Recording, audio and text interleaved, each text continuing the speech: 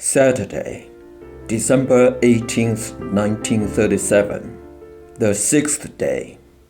42, 298, 299, 300.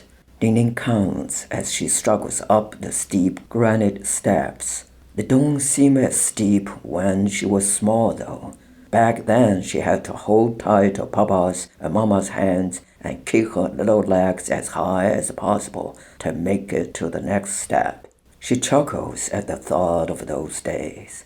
Just a few more steps and she will see them, the three principles of the people carved on the tablet above the entrance of Dr. Sun Yat-sen's memorial hall. She stops as usual. Grandpa is way behind, at least 50 steps below, but she can hear him gasping hard.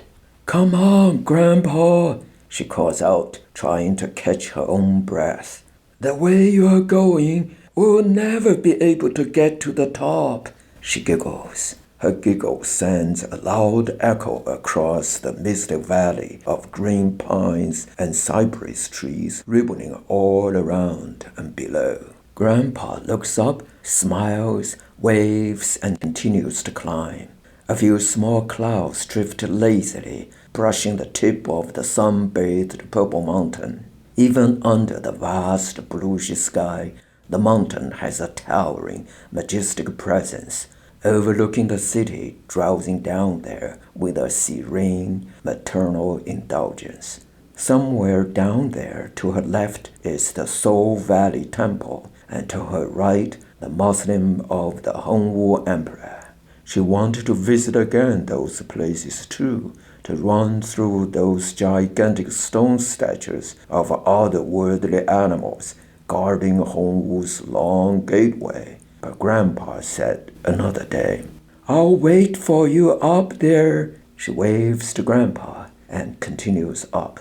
She's inside the memorial hall now, tired and breathless, but in very good spirits. The echoes of her footsteps reverberate all around. "Papa and Mama are here too. How?" She runs and throws herself into her mother's arms. Papa smiles happily. Grandpa has finally caught up. They're all inside the burial chamber, looking into a circular pit excavated out of the ground. Sun's coffin is not black or made of wood. It's carved from exquisite white marble, and on top is the marble figure of Sun himself, sleeping, lying in peace. "It's so grand," Papa marvels. "Yes," murmurs Grandpa, "but all is empty when one dies." "You won't die, Grandpa," she says. "Never, right?" "Right," Mama affirms. They are at the rear of the memorial hall now. She sees a little trail there, shaded by tall pines, cypresses, and other trees. The trail is flat for some 20 meters. Then it becomes very steep, winding upward, and disappears from sight. Where will the trail lead to? She wonders. It has to be the peak of the mountain. It has nowhere else to go but up to the peak, and the view from there must be incredible. "Where are you going?" Papa calls out as she races along the trail. "I just want to see." "But Grandpa is already tired," Mama says. "I'll help Grandpa." She hurries back, gives Grandpa her hand. Now the four of them are walking on the trail together.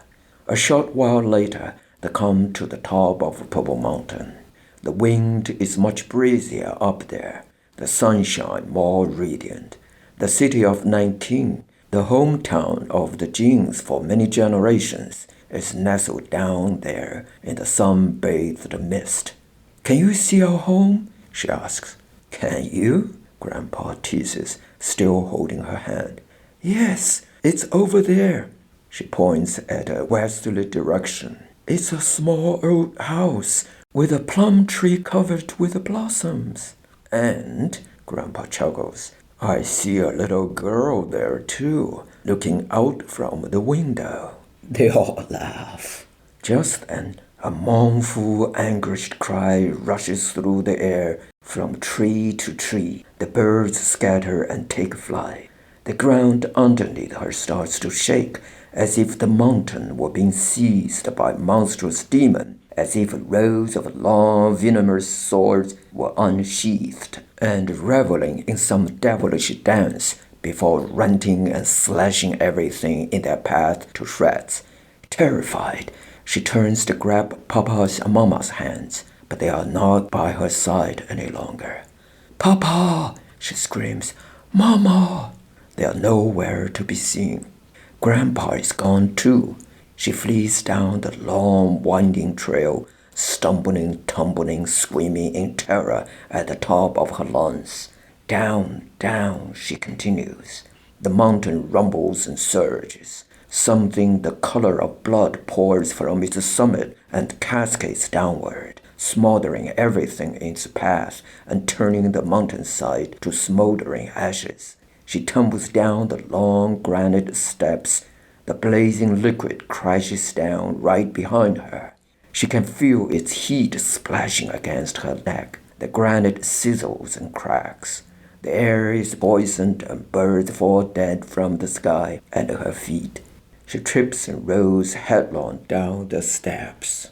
Jiuming, Grandpa! Don't be afraid, my child. I'm with you. It's a kind voice, a voice from somewhere safe. Grandpa is at the bottom of the stairs. How did he get there? Grandpa doesn't seem to be scared. His creased face stares at the furious mountain, and he chants in his soft, melodious voice.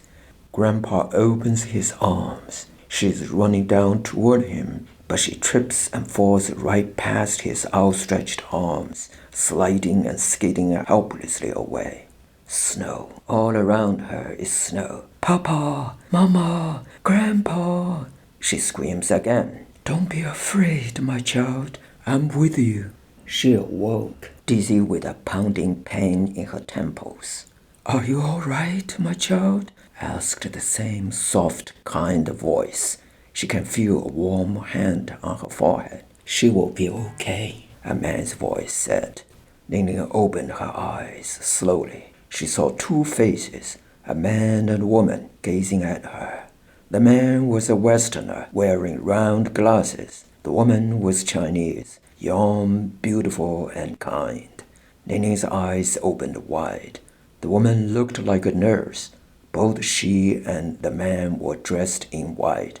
Yes, you'll be fine, the man's voice reassured, sounding as pleasant as Papa's. Drink something warm and you'll feel much better. I'll be back later to have another look at you. He then turned, was gone.